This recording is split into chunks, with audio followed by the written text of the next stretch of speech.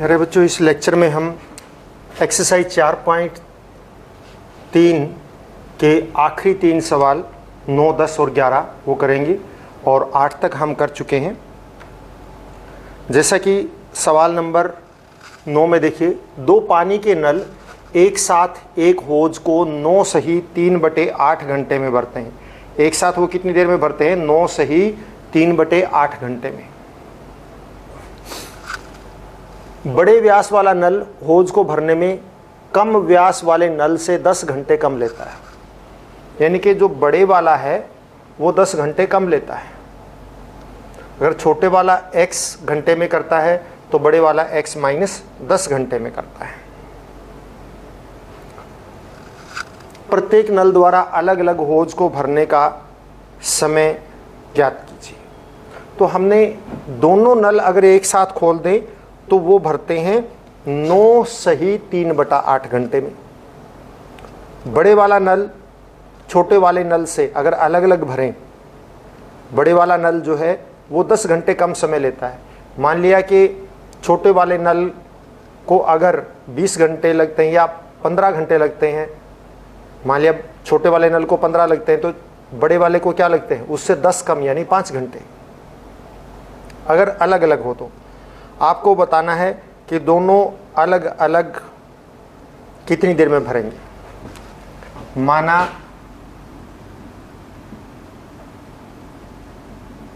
छोटा नल टैंक होज को भरता है, होज को भरता है बराबर है x घंटे में। तो बड़ा नल कम में भरेगा ना, बड़ा नल होज को भरता है बराबर है x माइनस 10 घंटे में, क्योंकि बड़े वाले नल दोबारा 10 घंटे कम समय लिया जाता है। अब आप देखिए, छोटे नल द्वारा 1 घंटे में होज भरा जाएगा। अगर वो x घंटे में पूरा भरता है तो 1 घंटे में क्या भरेगा? 1/x भाग। बड़े नल द्वारा 1 घंटे में होज भरा जाएगा। कितनी देर में? 1 घंटे में कितना भरा जाएगा? वो पूरा भरने में x माइनस 10 घंटे लेता है, तो 1 घंटे का काम क्या होता है? पूरे का 1 बटा कर दो, इन्वर्स कर देते हैं, इतना भाग। दोनों नल 1 घंटे में भरेंगे। 1 घंटे में भरेंगे। दोनों इकट्ठे क्यों लिए? क्योंकि यार दोनों का दे रखा है इस करके, हम पहले दोनों का 1 घंटे का ले लेंगे। 1 घंटे में भरेंगे 1/x छोटे वाला और 1/x माइनस 10 भाग बड़े वाला। ये हो जाएगा दोनों का 1 घंटे में। परंतु दोनों नल मिलकर भरते हैं, परंतु दोनों नल द्वारा पूरा टैंक भरने में लिया समय, पूरा होज भरने में, कहिए पूरा होज भरने में लगा समय कितना है? 9 सही 3/8, यानी कि 8 नीम 72 और 3 75/8 घंटे। 75/8 घंटे में पूरा भर देते हैं दोनों नल। तो दोनों नल का 1 घंटे में भरा जाएगा, इसलिए दोनों नल 1 घंटे में भरेंगे। 1 घंटे में भरेंगे कितना? इसका उल्टा कर दो, 8/75 भाग। क्योंकि पूरा नल इतने घंटे में भर सकते, तो 1 घंटे में कितना भरेगा? 1/75 भाग। जैसे पूरा नल पूरा होज 2 घंटे भरता हो तो 1 घंटे में क्या भरेगा? 1/2, 1/2, यानी कि, और पूरा होज 3 घंटे भरता है तो 1 घंटे में 1/3 यानी 1/3। पूरा होज अगर 4 घंटे में भरता है तो 1 घंटे में 1/4 यानी 1/4। इसी तरह से पूरा होज अगर 75/8 घंटे में भरता है तो 1 घंटे में 8/75 उसका इन्वर्स कर दो, यानी उसका जो है व्युत्क्रम कर दो। अब ये 1 घंटे का भाग और इधर से हमने 1 घंटे का भाग ये निकाला था, इसलिए अतः क्या हो जाएगा 1/x प्लस 1/x माइनस 10 बराबर है 8/75। या क्योंकि ये भी 1 घंटे का है, हमने x और x माइनस 10 के आधार पर निकाला है और ये दिए हुए समय के आधार पर निकाला है, तो दोनों 1-1 घंटे का काम है, दोनों को बराबर कर दिया। अब आप क्या करें, इसका लघुत्तम ले पहले इधर वाले का, क्या आएगा x गुणा x माइनस 10 और इसको इससे भाग करेंगे तो ऊपर आएगा x माइनस 10 और इसको इससे भाग करेंगे तो उत्तर आएगा x और बराबर है 8/75। ठीक है ना। अब आप इसको उठा के इधर गुणा कर दो, इसको इधर, पहले आप इसको हल कर लीजिए। x और x 2x माइनस 10 बटे x की 2 माइनस 10x बराबर है 8/75। अब आर पार गुणा कर दो, इसको इधर इसको इधर, फिर हम इसको बाद में हल करेंगे। आर पार गुणा करेंगे तो ये देखिए 75 गुणा में 2x माइनस 10 और बराबर है 8 गुणा में x की 2 माइनस 10x, ये हो जाएगा। अब आप इसको देखिए, इसको गुणा करें, 75 दूनी 150 x माइनस 750 बराबर है 8x की 2 माइनस 80x। अब सारे को उठा के इधर करो, इसको उधर ले जाओ, यानी 0 बराबर है 8x की 2 माइनस 80x माइनस 150x और प्लस 750 हो जाएगा। या आप इसको यूं भी लिख सकते हैं 8x की 2 माइनस 230x प्लस 750 बराबर है 0। अब आप देखिए किससे भाग होता है, 2 से भाग होता है सारा, तो पहले 2 से भाग करो। 4x की 2 माइनस 115x प्लस 2 3 6 2 7 14 375 बराबर है 0। ये हमारा समीकरण बन गया। तो ये समीकरण क्या बन गया, देखिए 4x की 2 माइनस 115x और बराबर प्लस 375 बराबर है 0। तो ये बना हमारा। और अब आप इसको हल कीजिए। हल के लिए आपकी मर्जी है, आप किसी भी विधि से कर सकते हैं। इसको हल करने के लिए देखो, हल करने के लिए कौन सी विधि लगाएंगे हम। सबसे अगर हमें कुछ भी ज़्यादा मुश्किल लगे तो हम द्विघात समीकरण की विधि लगा सकते हैं। तो द्विघात समीकरण की विधि लगाइए। a बराबर है क्या है यहाँ पे 4, b बराबर है क्या है माइनस 115 और c बराबर है क्या है 375। तो d का मान निकालो। d क्या होगा b स्क्वायर माइनस 4ac यानी कि b का माइनस 115 का वर्ग, थोड़ी बड़ी गुणा हो रही है ये, और माइनस 4a की बजाय 4 और c की बजाय 375 ये होगा। थोड़ा बड़ा हो गया है, हम इसको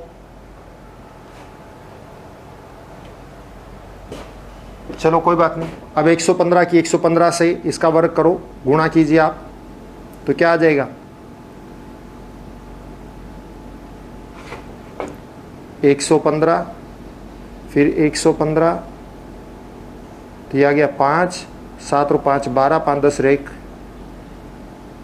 11 और 1 12 3, ये आ गया 1 3 2 2 5 और माइनस 16 गुना में ये 375 गुना में 16 16 पंजे 80 8 16 7 112 और 8 120 सिल 12 16 48 और 12 60। तो इसमें से 6000 ये हो जाएंगे।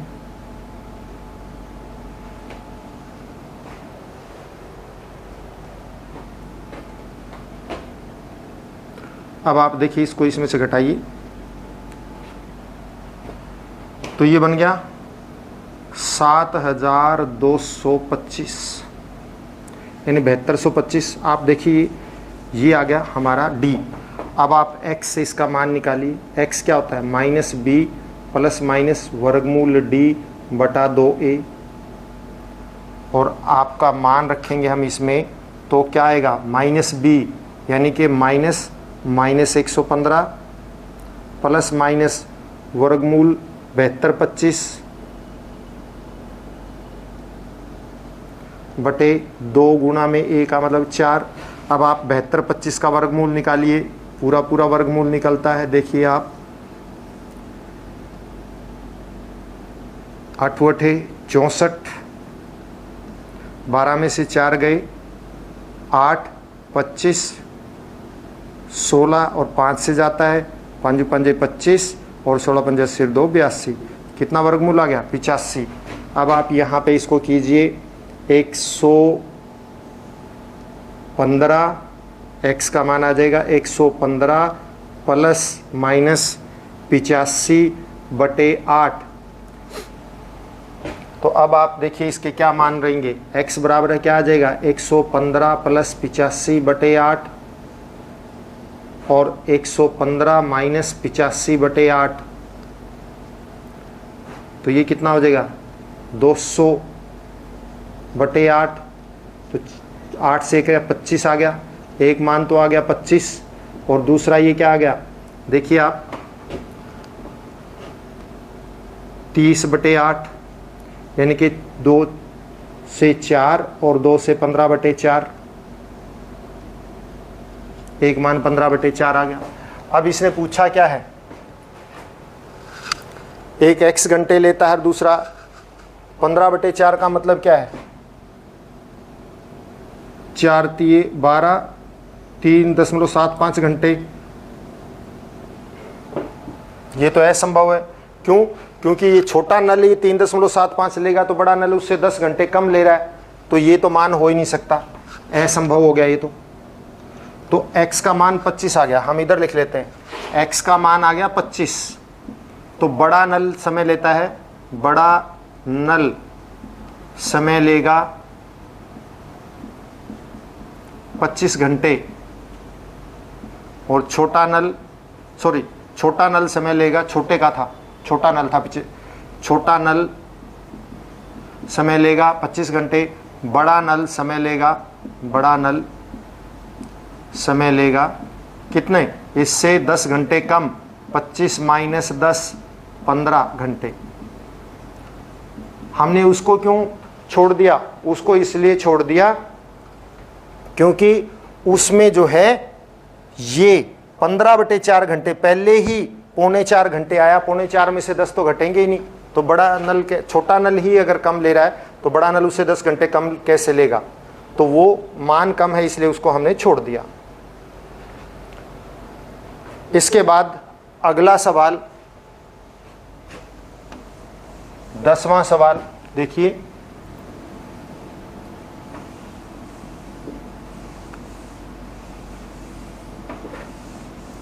दसवें सवाल की स्टेटमेंट पढ़िए आप। और 10वें सवाल में कह रखा है कि मैसूर और बेंगलोर के बीच 132 किलोमीटर की यात्रा करने में एक एक्सप्रेस ट्रेन को सवारी गाड़ी से 1 घंटा कम समय लेती है। मतलब एक्सप्रेस ट्रेन जो है 1 घंटा कम समय लेती है सवारी गाड़ी की अपेक्षा। और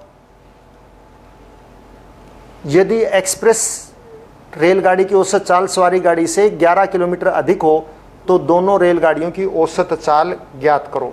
तो हम क्या कर लेते हैं, माना सवारी गाड़ी, देखिए क्या कह रखा है, आराम से देखिए आप। मैसूर और बेंगलोर के बीच की दूरी 132 किलोमीटर, एक्सप्रेस ट्रेन 1 घंटा कम समय लेती है और सवारी गाड़ी 1 घंटा ज़्यादा समय लेती है।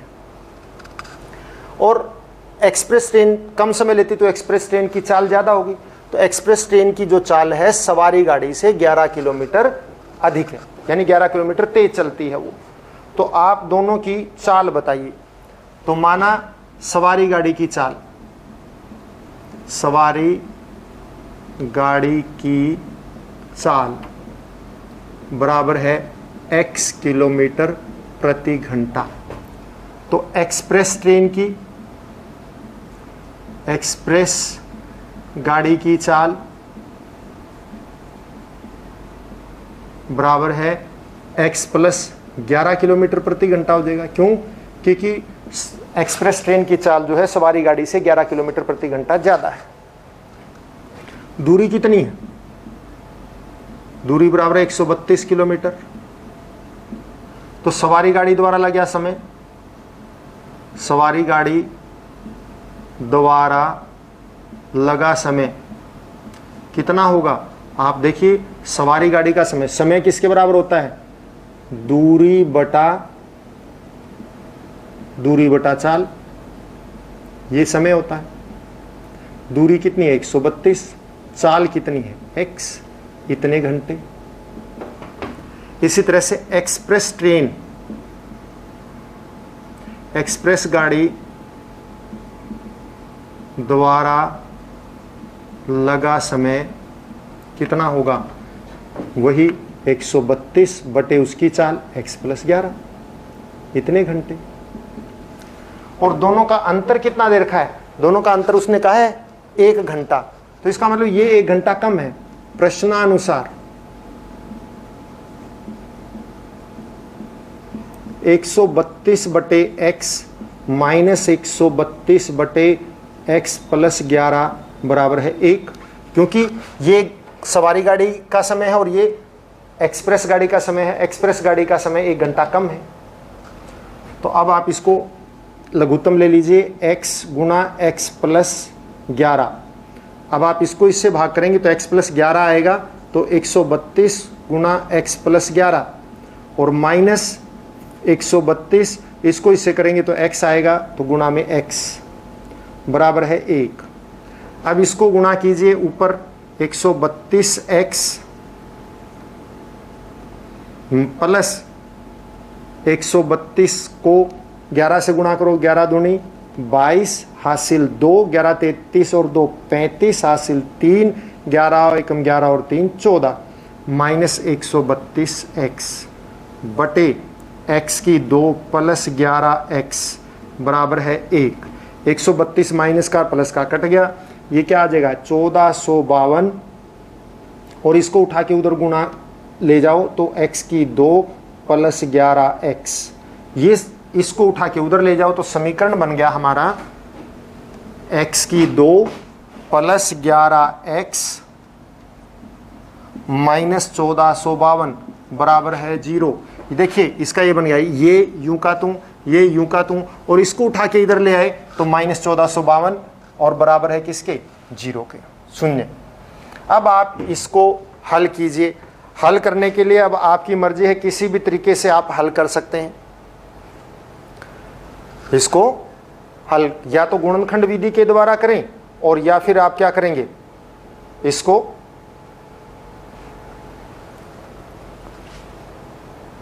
द्विघात सूत्र की मदद से। अब हम इसको गुणनखंड विधि से कर लेते हैं।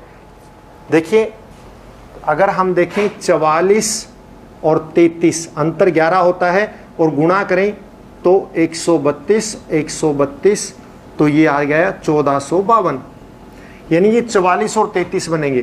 तो x की 2 plus 44x minus 33x minus 1452 बराबर है 0। अगर आप इस तरीके से ना करना चाहें, इस तरह से आपको सोचने में कठिनाई हो, तो आपको पता है a यहाँ पे 1 है, b 11 है और c माइनस 1452 है, और ये बिल्कुल आसानी से हो जाएगा द्विघात सूत्र की मदद से। अब आप पहले 2 में से कॉमन ले लो, लास्ट 2 में से कॉमन ले लो। x प्लस 44 आ गया और माइनस 33, ये बचेगा x प्लस 44 बराबर है 0। तो x प्लस 44 ब्रैकेट में कॉमन ले लिया दोनों में से, इसमें बच गया x और इसमें बच गया माइनस 33 बराबर है 0। तो x प्लस 44 बराबर है 0 और x माइनस 33 बराबर है 0, ये आ गया। अब x बराबर है क्या आ गया यहाँ पे? माइनस 44। असंभव, क्यों असंभव है? क्योंकि किसी की चाल माइनस नहीं हो सकती, और ये x बराबर है क्या आ जाएगा? 33। x हमने क्या माना था? सवारी गाड़ी की चाल, तो इसलिए सवारी गाड़ी की चाल कितनी होगी? सवारी गाड़ी की चाल बराबर है 33 किलोमीटर प्रति घंटा। तो एक्सप्रेस गाड़ी की चाल क्या हो जाएगी? एक्सप्रेस गाड़ी की चाल उससे 11 किलोमीटर प्रति घंटा अधिक है। 33 + 11 बराबर है 44 किलोमीटर प्रति घंटा। ये एक्सप्रेस की चाल हो जाएगी। और अब अंतिम सवाल बिल्कुल आसान है। अंतिम सवाल में देखिए, ये कहता है कि दो वर्गों का के क्षेत्रफलों का योग 468 है। दो वर्ग हैं, मैं बना देता हूं दोनों वर्ग। एक वर्ग ये रहा, मान लिया ऐसे एक वर्ग है,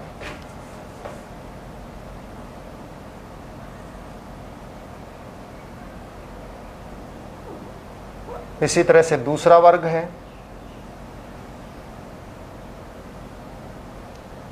इन दोनों वर्गों के क्षेत्रफलों का योग कितना है? 468 है और उनके परिमापों का अंतर 24 है। परिमापों का अंतर कितना है? 24 है। और इसका परिमाप लें और इसका परिमाप लें तो 24 है। मान लिया इसकी भुजा हम मान लेते हैं x है। चलो बड़े की मान लो चाहे छोटे की मान लो। माना बड़े वर्ग की भुजा बराबर है x, तो बड़े वर्ग का परिमाप क्या हो जाएगा?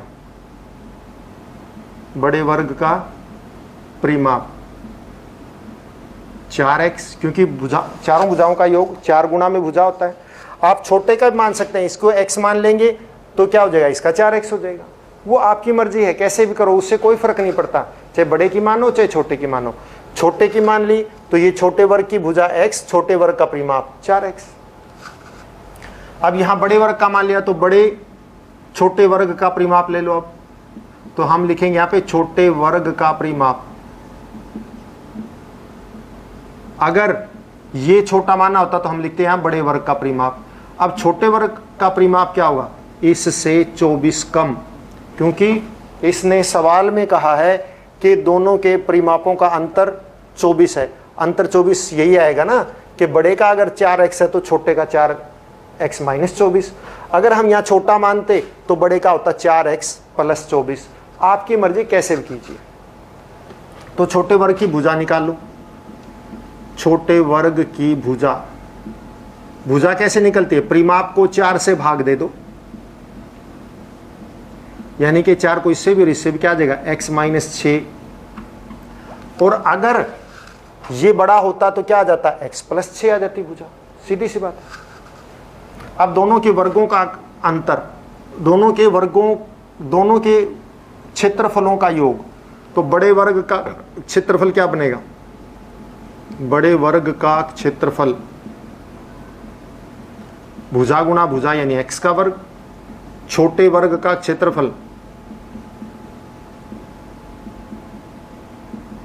x - 6 का वर्ग, और इनका योग कितना है? 468। तो प्रश्नानुसार x2 + x - 6 का वर्ग बराबर 468। बच्चों अगर ये छोटे की भुजा होती तो यहाँ x + 6 आ जाता और कोई अंतर नहीं रहता, मतलब x - 6 की जगह x + 6 होता। अब कीजिए आप इसको, x2 इसको खोलो, x2 + 36 - 12x बराबर है 468।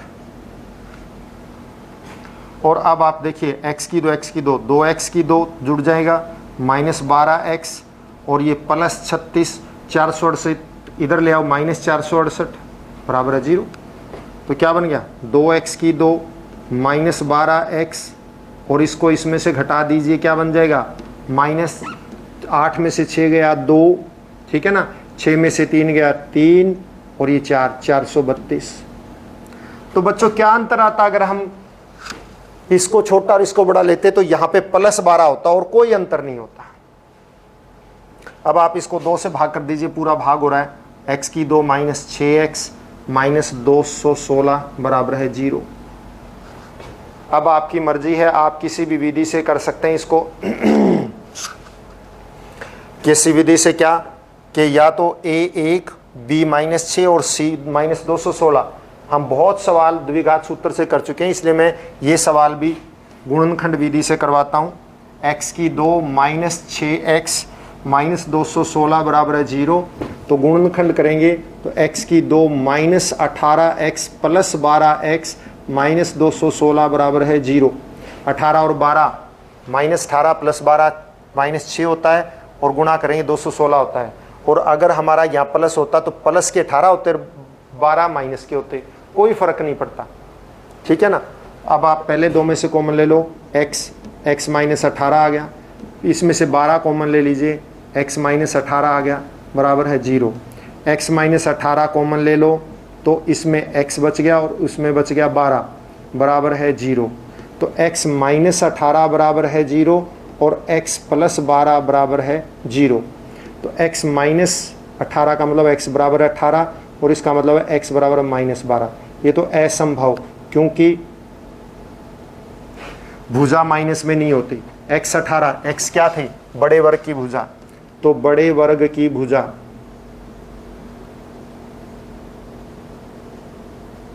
अठारह, छोटे वर्ग की भुजा, आप देखिए छोटे वर्ग की भुजा हमने निकाल रखी है यहाँ पे, छोटे वर्ग की भुजा, छोटे वर्ग की भुजा x माइनस 6, तो क्या आ जाएगी 18 माइनस 6 बराबर है 12। ये मीटर और ये भी मीटर। अगर यहाँ पे प्लस 18 माइनस 12 होता तो ये x प्लस 18 होता, ये x माइनस 12 होता। x का मान यहाँ माइनस 18 आता और यहाँ x का मान प्लस 12 आता। ये हम 12 छोटे वर्ग की भुजा रख लेते, उसमें 6 जोड़ते, बड़े वर्ग की हो जाती। तो इस प्रकार से किसी भी तरह से आप कर सकते हैं। इसी के साथ ही एक्सरसाइज हमारी यहीं पूरी होती है। घर पर रहें, स्वस्थ रहें, बड़ों का सम्मान करें और अपना काम हर रोज़ करें, क्योंकि पढ़ाई केवल आपका ही काम है। धन्यवाद।